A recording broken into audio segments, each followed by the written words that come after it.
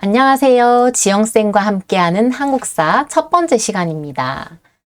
오늘은 대단원 1단원 선사문화와 고대 국가 형성에서 중단원 1단원 선사문화와 고조선, 여기서 두 번째 주제 청동기 문화를 바탕으로 성립한 고조선에 대해서 공부를 해볼 거예요. 오늘 단원은 이러한 소주제로 구성이 돼 있는데 일단은 청동기 시대에 대한 특징은 이것도 일단 작년 세계사 시간 복습이라고 생각하면 되겠고, 여기 세 번째 주제, 드디어 한국사 첫 번째 내용이 나옵니다. 고조선, 청동기 문화를 바탕으로 성립한 우리나라 최초의 국가 고조선에 대해서 공부를 해보도록 하겠습니다. 자, 이게 뭐죠? 고인돌이죠. 그런데 이 고인돌의 위에 덮개돌이라고 하는데 이 덮개돌은 수십 톤의 무게가 나가는 것도 있대요. 그래서 고인돌을 만들려면 엄청나게 많은 사람들이 동원됐다고 하는데요. 과연 이 고인돌의 주인공은 누구였을까요? 이렇게 많은 사람들을 동원할 수 있었다면 어느 정도 지위가 있는 사람이었겠죠.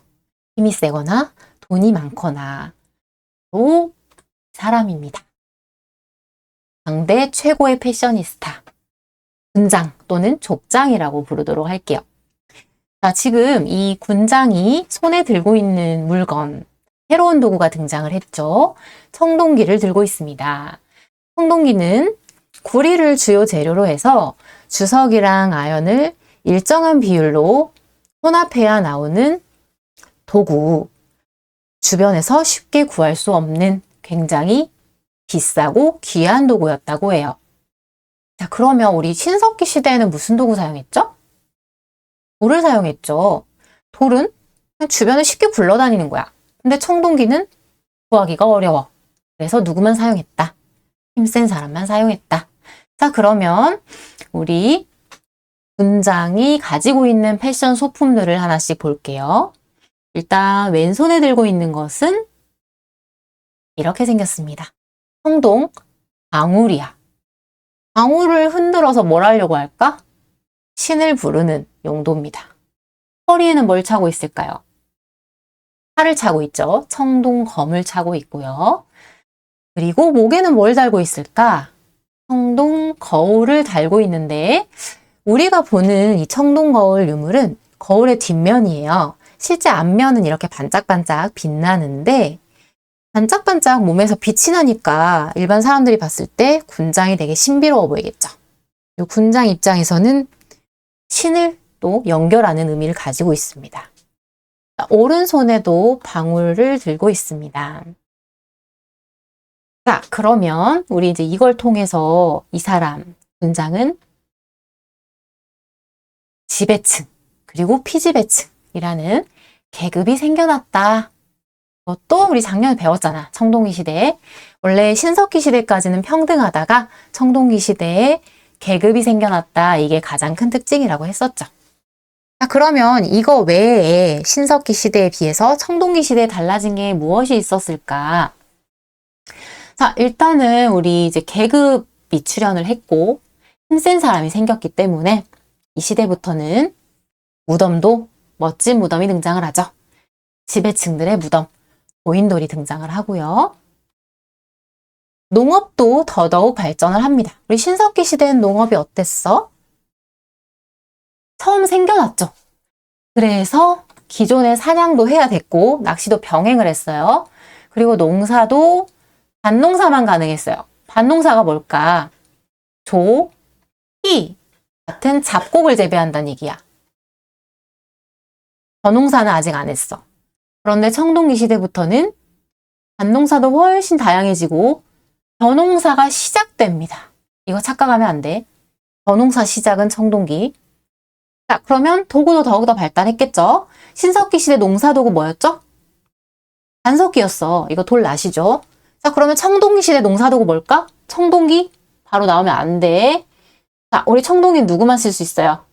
지배층만 쓸 수 있는 귀한 도구예요. 그런데 농사짓는데 썼을까? 못 써. 그러면 뭘로 했을까요? 여전히 간석기입니다. 그런데 어때요? 신석기 시대보다 훨씬 더 정교해졌다는 거 느껴지죠? 자, 이 모양이 어떻게 생겼어? 반달 모양의 돌로 만든 칼, 뭐 하는 데 사용했을까? 이 날카로운 면으로 벼를 수확하는 데 사용을 합니다. 이 구멍은 뭘까요? 손가락 여기다 끼웠을까? 이거 되게 작은 구멍이거든요. 볼게요. 이 구멍에 줄을 끼워서 그 사이에다가 손을 끼운 겁니다. 이렇게 해서 굉장히 날카로워 보이죠, 돌이지만 벼 이삭을 자를 때 사용을 했다고 해요. 자, 그러면 이제 수확량이 늘어났어. 그러면 저장도구, 토기도 좀 달라졌겠죠. 신석기 시대 빗살무늬 토기에서 청동기 시대는 민무늬 토기가 유행을 합니다. 이 빗살무늬 토기는 무늬가 빗살무늬여서 그랬잖아. 민무늬는 무슨 무늬일까? 미니. 민소매 하면 무슨 뜻이야? 소매가 없다는 뜻이죠. 무늬가 없다는 뜻입니다. 우리 빗살무늬 토기는 빗살 모양에다가 끝이 뾰족했어요.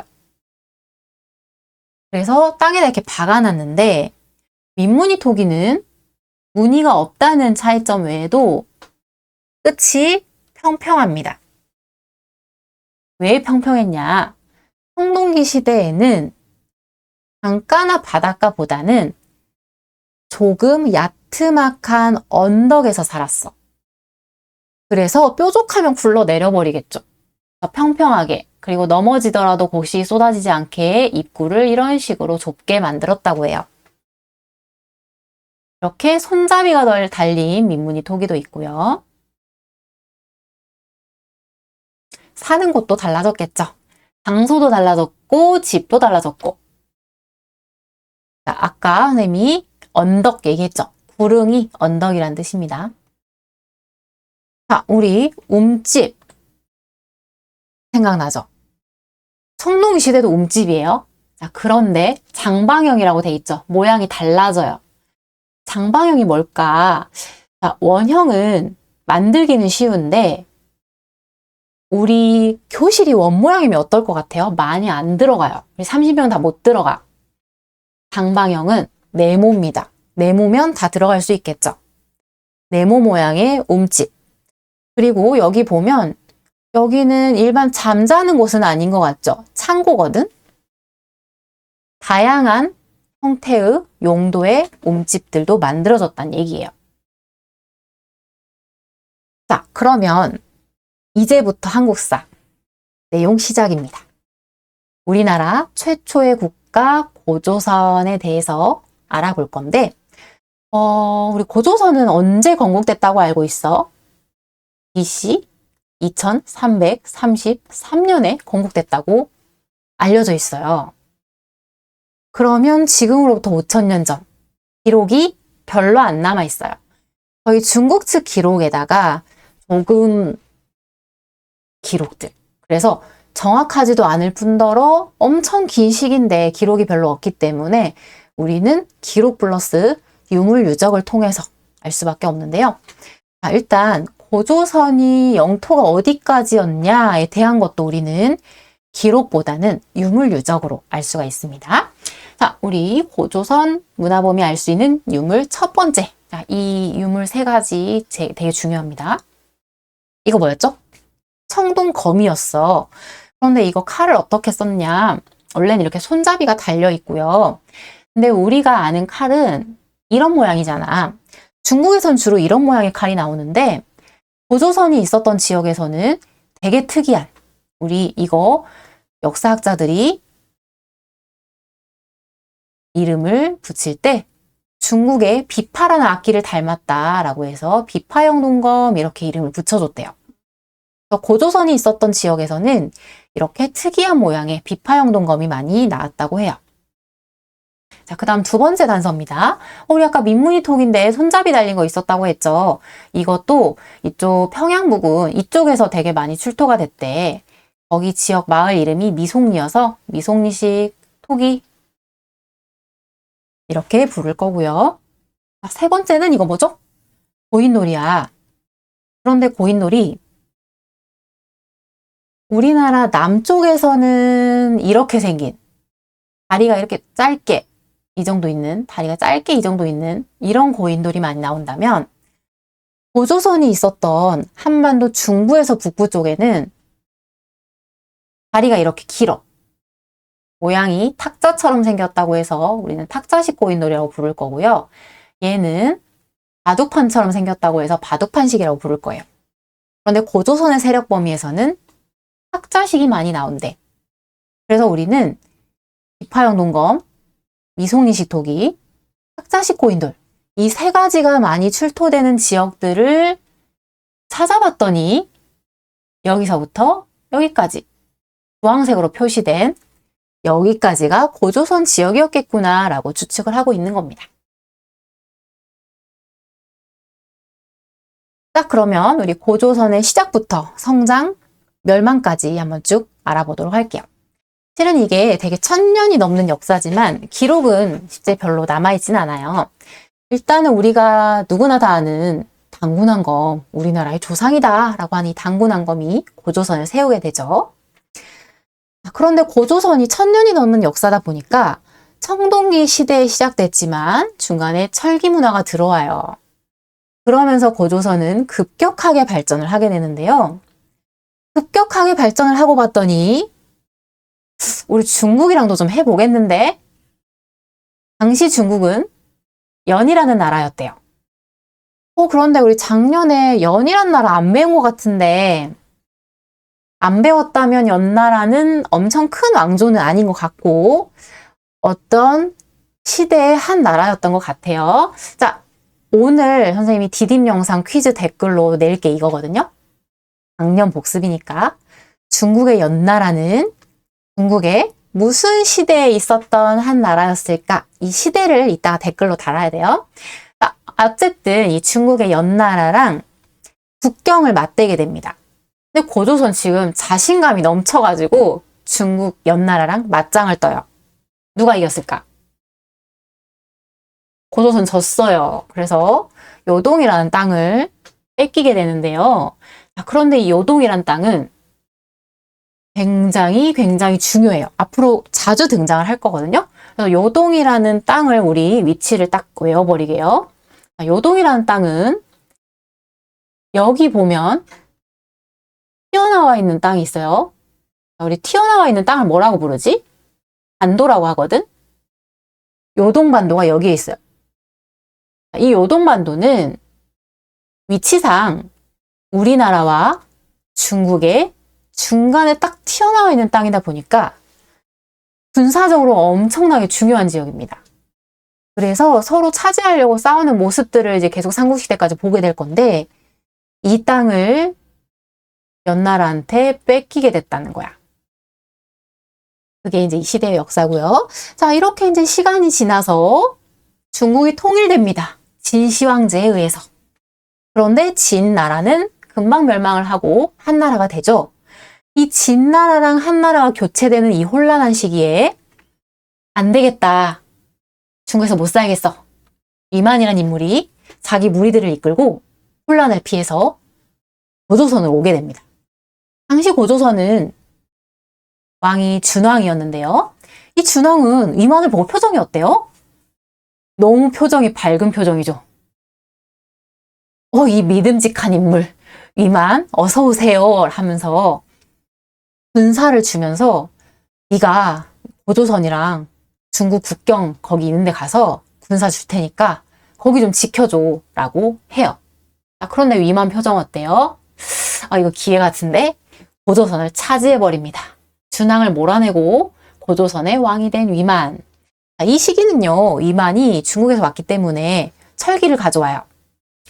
그리고 중개무역을 하면서 번성을 하게 되는데요. 자, 우리 중개가 무슨 뜻이죠?